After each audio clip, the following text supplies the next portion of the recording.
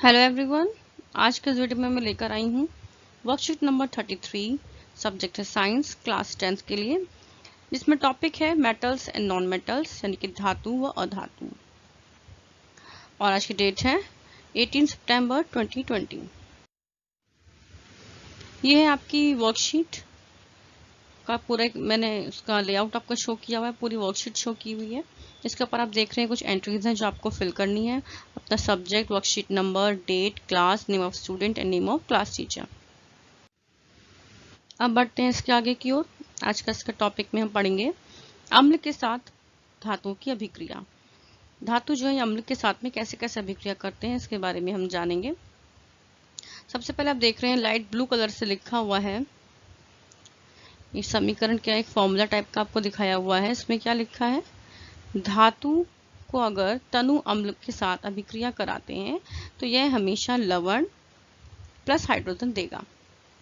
ये इसका रूल है, ऐसा ये हमें याद रखना है। अब इसके बाद धातुएं तनु अम्ल के साथ अभिक्रिया कर लवण और हाइड्रोजन गैस प्रदान करती हैं। आप देख रहे हैं ऊपर रिएक्शन में दिखा रखा है, लवण और हाइड्रोजन गैस ये देती हैं अभिक्रिया करने के बाद। कुछ इसके एग्जाम्पल देख लेते हैं। ये दो एग्जाम्पल यहाँ पे दे रखे हैं। इसमें से है नंबर 1 एग्जाम्पल दे रखा है, सोडियम को अगर HCl के साथ में अभिक्रिया कराते हैं, हाइड्रोक्लोरिक एसिड के साथ कराते हैं, ब्रैकेट में लिखा है तनु, यानी कि तनु हाइड्रोक्लोरिक एसिड के साथ में अगर इसकी अभिक्रिया कराते हैं तो ये हमें क्या देगा, NaCl का, ये एक लवण है जो हम घर में खाते हैं अपने खाने में, अपने भोजन में, और साथ में इसने दी है हाइड्रोजन गैस। एक और इसका एग्जाम्पल है नेक्स्ट, जिंक यानी कि जस्ता। अगर हम जिंक की अभिक्रिया कराते हैं HCl तनु HCl के साथ में तो ये हमें देगा जिंक क्लोराइड का एक लवण है, ये हमें देगा और साथ में हाइड्रोजन गैस देगा। अब इसके आगे कॉपर तनु HCl के साथ कोई अभिक्रिया नहीं करता, इस बात का आप लोग सब ध्यान रखेंगे, इसे अच्छे से समझेंगे कि जो कॉपर है ये तनु HCl के साथ में कोई अभिक्रिया नहीं करता है। आगे पढ़ते हैं, जब धातुएं नाइट्रिक अम्ल के साथ अभिक्रिया करती हैं तब हाइड्रोजन गैस उत्सर्जित नहीं होती। ये देखिए ऊपर हमने पढ़ा था, इस फॉर्मूले में हमने पढ़ा था कि जो धातु है जब तनु अम्ल के साथ में अभिक्रिया करते हैं तो ये लवण और हाइड्रोजन देते हैं। लेकिन यहाँ क्या लिखा है कि धातु जब नाइट्रिक अम्ल के साथ में, इस एक अम्ल का नाम हम याद रखेंगे, नाइट्रिक अम्ल के साथ में जब ये अभिक्रिया करती है तब ये हाइड्रोजन गैस उत्सर्जित नहीं करती। क्यों? क्योंकि HNO3 यानी कि नाइट्रिक एसिड जो है ये प्रबल ऑक्सीकारक होता है जो उत्पन्न हाइड्रोजन गैस को ऑक्सीकृत करके जल में परिवर्तित कर देता है एवं स्वयं नाइट्रोजन के किसी ऑक्साइड में अपचयित हो जाता है। नाइट्रोजन के आप देख रहे हैं ये 3 ऑक्साइड लिखे हैं, इन तीनों में से किसी भी एक रूप में वो अपचयित हो सकता है। इस वजह से जो हाइड्रोजन गैस इसमें उत्सर्जित नहीं होती। लेकिन मैग्नीशियम एवं मैंगनीज अति तनु नाइट्रिक एसिड के साथ अभिक्रिया कर हाइड्रोजन गैस उत्सर्जित करते हैं। इन दो धातुओं का नाम आप याद रखेंगे कि मैग्नीशियम और मैंगनीज ये तनु नाइट्रिक एसिड के साथ में हाइड्रोजन गैस उत्सर्जित करते हैं। तो बहुत सारी बातें हैं जो इसमें याद रखनी है, बहुत सारी इंपॉर्टेंट पॉइंट्स हैं। इसके नीचे एग्जांपल दे रखे हैं ये मैग्नीशियम और मैंगनीज का। पहले में है मैग्नीशियम को अगर तनु नाइट्रिक एसिड के साथ में रिएक्ट कराते हैं तो ये हमें मैग्नीशियम नाइट्राइड देगा एक्वस फॉर्म में और साथ में हाइड्रोजन गैस देगा। वहीं अगर मैग्नीज की कराते हैं रिएक्शन तनु नाइट्रिक एसिड के साथ में तो ये हमें मैग्नीज नाइट्राइड देगा और साथ में हाइड्रोजन गैस देगा। इसे थोड़ा सा एक बार रब कर लेते हैं,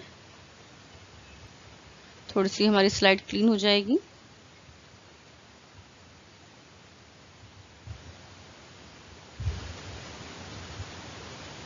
चलिए बढ़ते हैं आगे की ओर। अन्य धातु लवणों के विलयन के साथ धातुएं कैसे अभिक्रिया करती हैं, यानी कि जो धातु हैं इनकी अभिक्रिया पढ़ेंगे हम अन्य धातु लवणों के विलयन के साथ, लवण के भी विलयन होते हैं, तो उनके साथ में धातु कैसे अभिक्रिया करती हैं। तो देखेंगे ये फॉर्मूला दे रखा है, धातु A प्लस मान लो दूसरी धातु का लवण विलयन।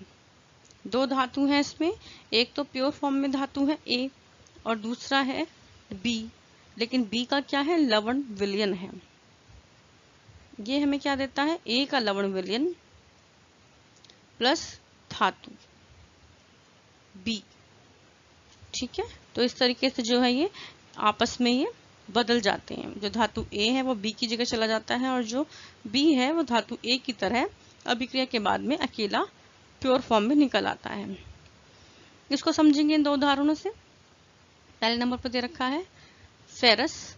अगर फेरस की रिएक्शन करवाते हैं कॉपर सल्फेट के साथ में, तो ये हमें क्या देगा, फेरस सल्फेट प्लस कॉपर। आप देख रहे हैं पहले फेरस था प्योर फॉर्म में और अभिक्रिया के बाद हो गया कॉपर प्योर फॉर्म में। इसे हम कहते हैं डिस्प्लेसमेंट रिएक्शन, यानी कि विस्थापन अभिक्रिया। अब है दूसरा एग्जांपल इसका, कॉपर अगर ये रिएक्शन करेगा, मान लीजिए इसकी अभिक्रिया कराते हैं हम सिल्वर नाइट्राइड के साथ में, तो ये हमें क्या देगा, copper nitride plus silver. Silver जो अलग से प्योर फॉर्म में इसमें बाद में आ जाता है। अब है इसके बाद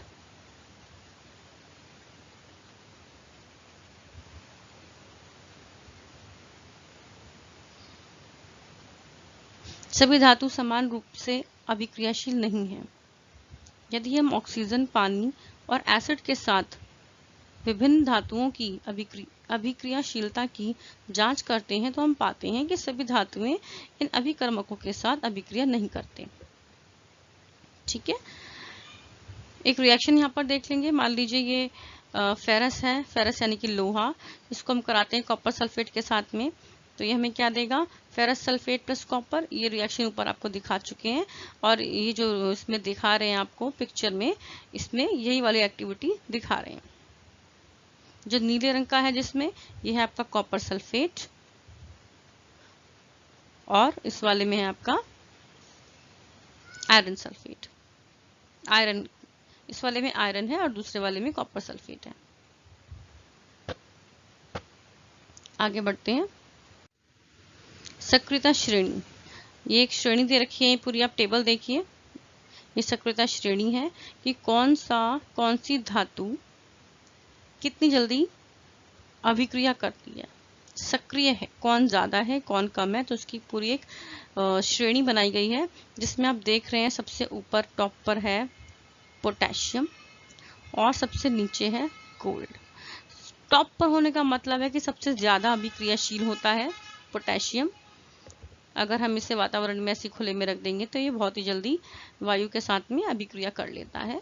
और वहीं जो सबसे नीचे है गोल्ड, इसका मतलब ये है कि सबसे नीचे जो भी धातु है ये वायु के साथ में सबसे कम अभिक्रिया करती है। और इसीलिए यही कारण है कि हम गोल्ड का, सोने का जेवर पहनते हैं, ज्वेलरी जो है हम सोने की पहनते हैं, क्योंकि वो अभिक्रिया नहीं करती और ऐसे ही बनी रहती है।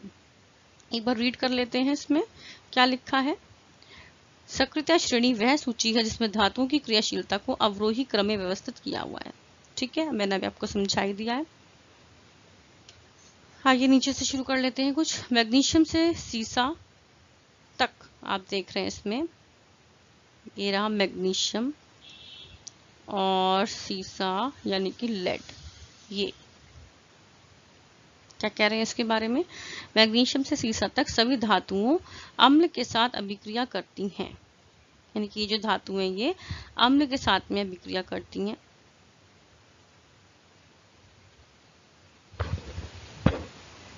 कॉपर से सोने तक की धातुएं सामान्य परिस्थितियों में किसी अन्य पदार्थ के साथ अभिक्रिया नहीं करती। कहां से, ये आप देख रहे हैं कॉपर, कॉपर से सोना, यहाँ तक कि जो धातुएं सामान्य परिस्थिति में किसी अन्य पदार्थ के साथ अभिक्रिया नहीं करती हैं। यही कारण है कि सोने जैसी धातुओं को आसानी से संचारित नहीं होते हैं और ऑक्साइड नहीं बनाते हैं, जबकि जिंक, एल्यूमिनियम, मैग्नीशियम, कैल्शियम आदि धातुएं आसानी से ऑक्साइड बनाती हैं। हाइड्रोजन एक गैर धातु है, इसका मतलब है कि हाइड्रोजन कोई धातु नहीं है, ये बीच में डला हुआ है, आप देख रहे हैं हाइड्रोजन।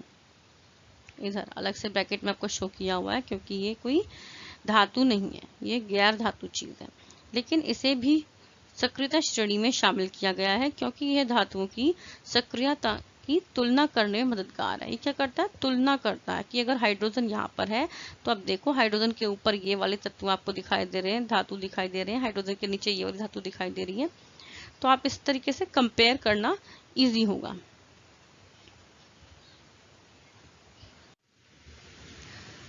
अब आपका इसमें अभ्यास कार्य, अभ्यास के लिए कुछ प्रश्न है। मैं पहले चारों प्रश्न पढ़ देती हूँ। पहला प्रश्न है, तनु हाइड्रोक्लोरिक अम्ल को अभिक्रियाशील धातु में मिलाने पर कौन सी गैस उत्पन्न होती है? जैसे कि तनु हाइड्रोक्लोरिक अम्ल के साथ होने वाली अभिक्रिया लिखें। प्रश्न नंबर 2 है, क्या होता है जब कॉपर सिल्वर नाइट्रेट घोल के साथ अभिक्रिया करता है?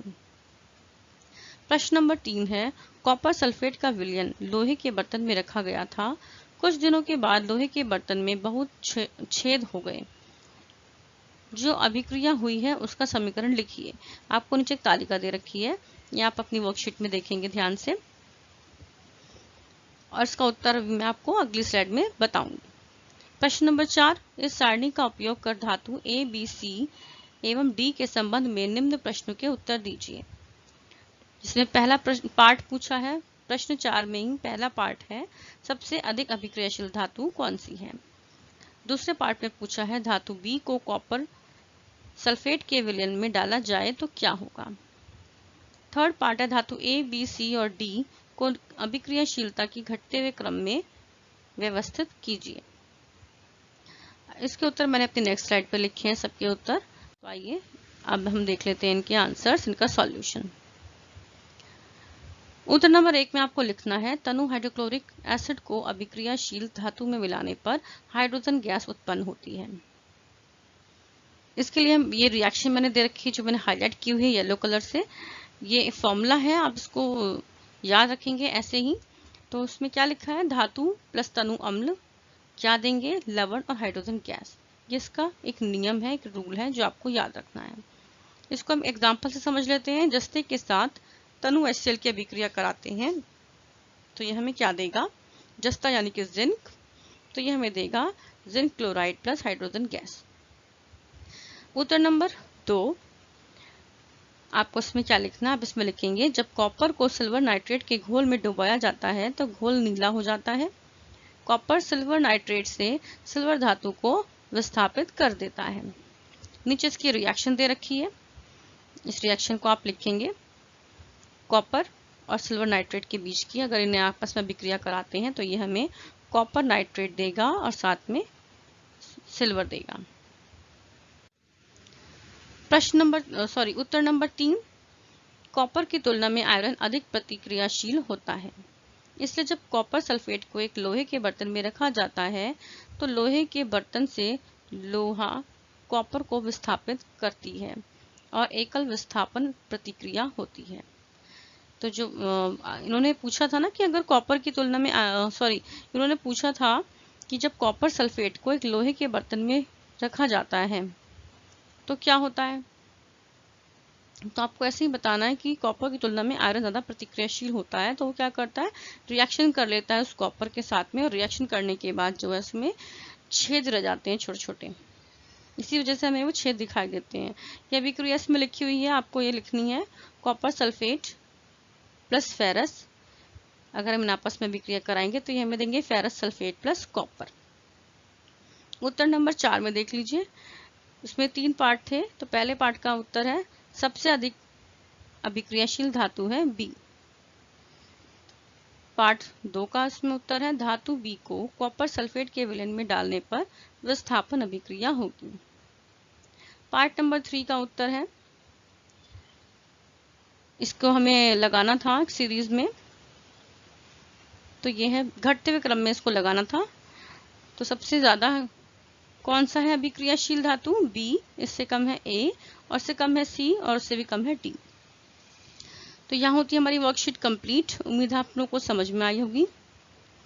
अपनी वर्कशीट जल्दी से कंप्लीट कीजिए और अपने टीचर को भेज दीजिए। अगर कोई क्वेरी है तो कमेंट करके ज़रूर पूछें। इस वीडियो में इतना ही। इसके आगे की चीज़ें लेकर मैं आऊँगी अपनी अगली वीडियो में। तब तक के लिए नमस्कार, जय हिंद।